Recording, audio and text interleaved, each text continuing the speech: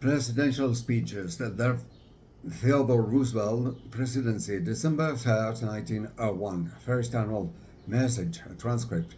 To the Senate and House of Representatives, the Congress assembles this year under the shadow of a great calamity.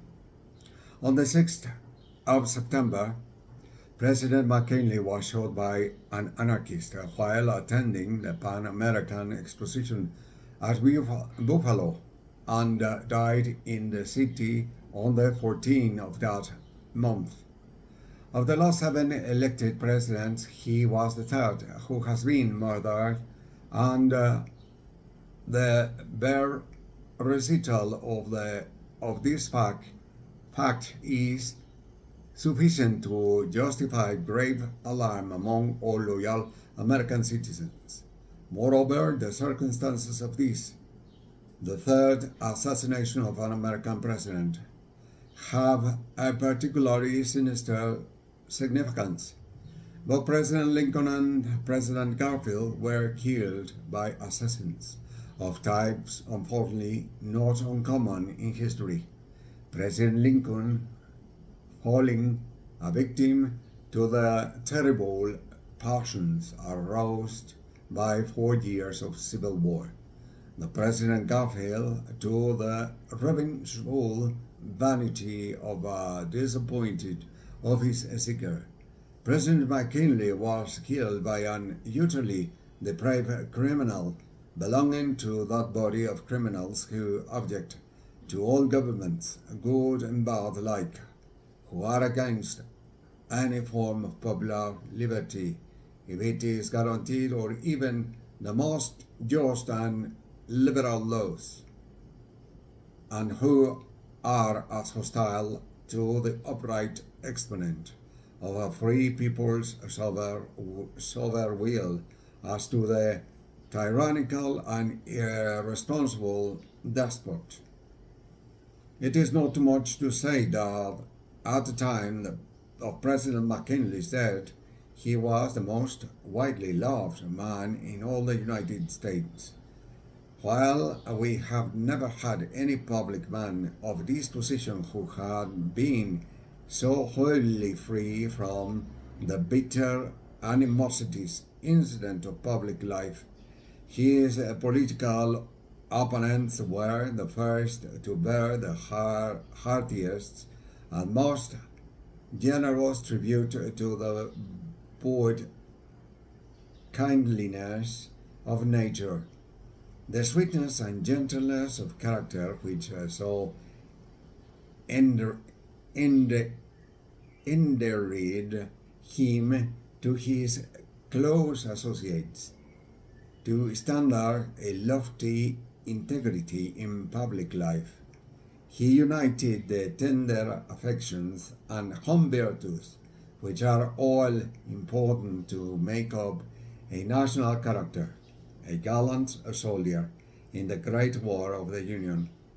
He also shown as an example to all our people because of his conduct in the most sacred and intimate of home relations. There could be no personal hatred of him, for he never acted out but consideration for the welfare of others. No one could fail to respect him who knew him in public or private life. The defenders of these murderous criminals who seek to excuse their criminality by asserting that it is exercised for political ends, inveigh against wealth and irresponsible power. But for his assassination, even this base apology cannot be urged. President McKinley was a man of moderate means, a man who sprang from the studied trailers of the soil, who has himself belonged among the wage workers, who had entered the army as a private soldier.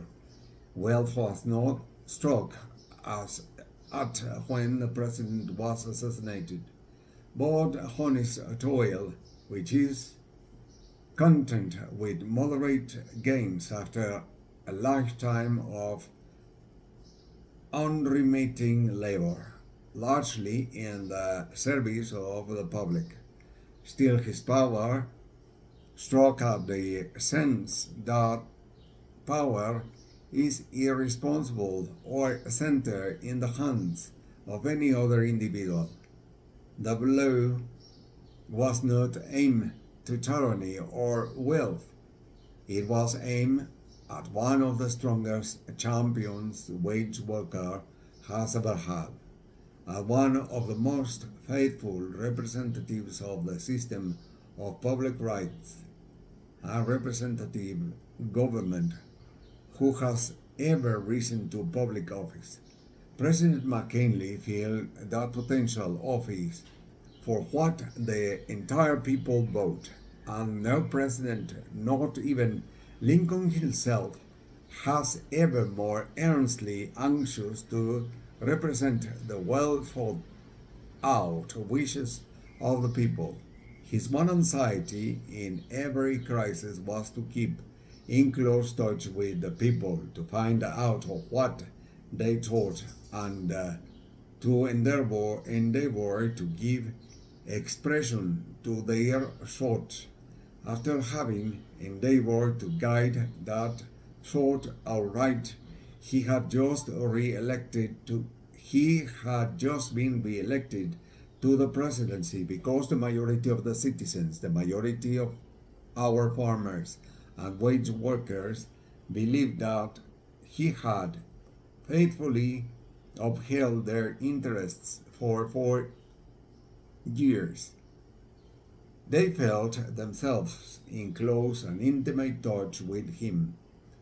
They felt that he represented so well and honorably all their ideals and aspirations that they wished him to continue for another 4 years to represent them.